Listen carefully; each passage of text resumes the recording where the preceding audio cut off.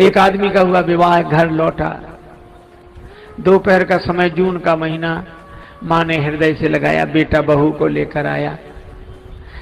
माँ बोली, और बेटा? और तो ठीक है मम्मी, नहाना है। माँ बोली, तो नहा ले। बोले, गर्म पानी कर दो, ठंड लग रही। जून के महीने में दोपहर को 12 बजे जवान आदमी, ठंड लग रही है। उसकी पत्नी ने सुना तो चूड़ियां फोड़नी शुरू की। सास बोली, कुलच्छनी ये क्या कर रही है, चूड़ियां काहे को फोड़ रही है?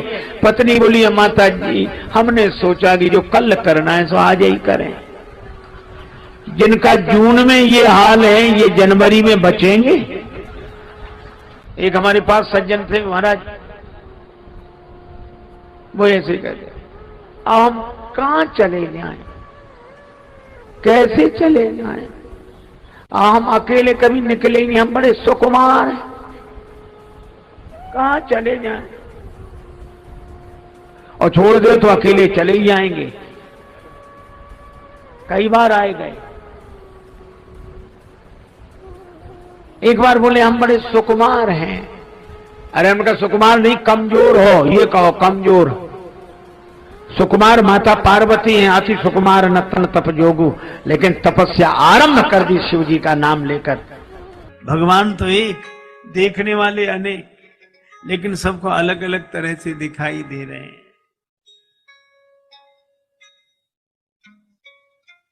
श्री जनक जी और जनक जी के परिवार ही जन राम जी को देखते तो उन्हें लगता सजन सगे प्रिय लाग ही जैसे। यह हमारे संबंधी है। सहत विदेह बिलोक ही रानी, तो शिशु सम प्रीत न जाए बखानी। भक्त देखते हैं उन्हें इष्ट देव के रूप में दिखाई देते हैं। माताएं देखती हैं तो जन सोहत श्रृंगार धरी मूर्ति परम अनूप, भगवान श्रृंगार के रूप में दिखाई देते हैं। और जो कुटिल हैं, छल करके राजा के वेश में उपस्थित हैं, तिन प्रभु प्रगट काल सम देखा। उन्हें राम जी काल की तरह दिखाई देते हैं। अच्छा, आप विचार करो, एक और तो मधुर मूर्ति श्री राम और एक और काल की तरह। मनोवीर रस धरे शरीरा और विदुषण प्रभु विराटमय दिशा। ये इतने अलग अलग तरह से दिख रहे हैं। अरे भगवान तो एक ही हैं, हम अपनी भावना के अनुसार अलग अलग रूपों में देखते हैं। एक सज्जन सुना रहे थे, गिरिराज गोवर्धन जी की परिक्रमा में वो संत मस्ती से झूमते जा रहे हैं। उनकी बड़ी बड़ी लंबी लटकती हुई जटाएं एक लता कुंज में उलझ गई। संत वहीं खड़े रह गए।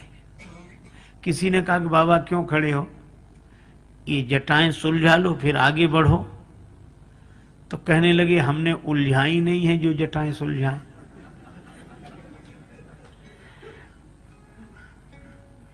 तो कहा कि बाबा हम सुलझा दें। कहा तुमने उलझाई है क्या? फिर बोले, जिसने उलझाई है वही सुलझाए,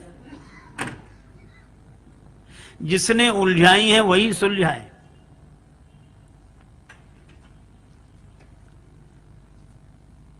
सब लोग धीरे धीरे चले गए। बाबा अकेले उसी भाव में मगन होकर खड़े, जिसने उलझाई वही सुलझाए। दूसरे दिन सवेरे भगवान श्री कृष्ण प्रकट हुए। भगवान ने कहा कि बाबा हमने उलझाई, हम ही सुलझाए देते हैं, अब तो चलो। बाबा उन्हें देखकर बोले कि आप कौन हो? श्री कृष्ण भगवान बोले, मैं ही कृष्ण हूं और मैंने ही उलझाई। बाबा बोले, तो आपके कहने से मैं कैसे मान लूं कि आप कृष्ण हो? अरे मैं स्वयं प्रमाण हूं। स्वयं के प्रमाण से थोड़ी, कोई दूसरा गवाही तो दे। तो किसकी गवाही चाहते हो? का श्री राधा रानी आकर कह दे तो मैं मान लूंगा। भगवान कृष्ण ने कहा ठीक है, ऐसे भक्तों से तो हम ही हार जाते हैं।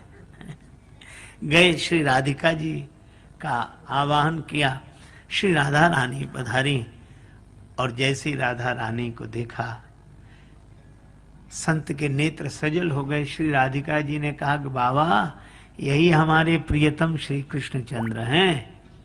बाबा मुस्कुराकर बोले कि हम तो पहले ही जान गए थे कि यही श्री कृष्ण है। अच्छा जान गए थे तो माना क्यों नहीं? कहा अगर मान लेते तो आपका दर्शन कैसे होता है, इसलिए दोनों है। तो भक्त का भाव और भगवान भाव के अनुसार लीला करते हैं। एक घटना सुना रहे थे कि एक महात्मा कहीं घूमने निकले। सो दोपहरी का समय, सो गांव के किनारे एक वट वृक्ष था, उसके नीचे सोचा छाया में आराम करें। जाने लगे तो एक गांव ने कहा अरे बाबा उस वृक्ष के नीचे नहीं जाना। कहा क्यों? कहा वहां बड़ा भयंकर सर्प रहता है, बहुतों को काट चुका है और आप वहीं जा रहे हो। महात्मा भी बड़े अद्भुत होते हैं। महात्मा बोले कोई बात नहीं, उसे भी समझाएंगे, हम तो सबको समझाते घूमते, उसे भी समझाएंगे। लोगों ने बहुत रोका, महात्मा चले गए और सांप दौड़ा उधर से। महात्मा ने देखा बोले रहने दे, पता नहीं किस कर्म से तो इस योनि में आया है और इस योनि में भी ऐसा करेगा। महात्मा ने समझाया तो कहानी कहती है सांप समझ गया। महात्मा ने समझा, महात्मा सांप को भी समझा लेते हैं। सांप समझ गया, ये और आश्चर्य है। एक आदमी ने कहा सांप समझ गया। हमने कहा हाँ, क्यों? हमने कहा इसलिए क्योंकि वो आदमी नहीं था।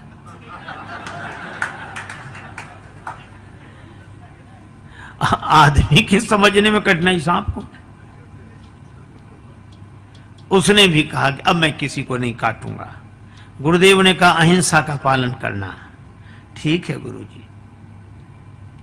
गुरुजी तो चले गए और गांव वालों से कहा कि अब सांप अहिंसक हो गया है, किसी को नहीं सताएगा, किसी से नहीं बोलेगा, अब हमारा चेला हो गया है। महात्मा तो कहकर चले गए। अब गांव के लोग आए, देखा पास सांप कुछ नहीं बोला तो बैठ गए। एक ने पत्थर मारा, सांप फिर भी नहीं बोला।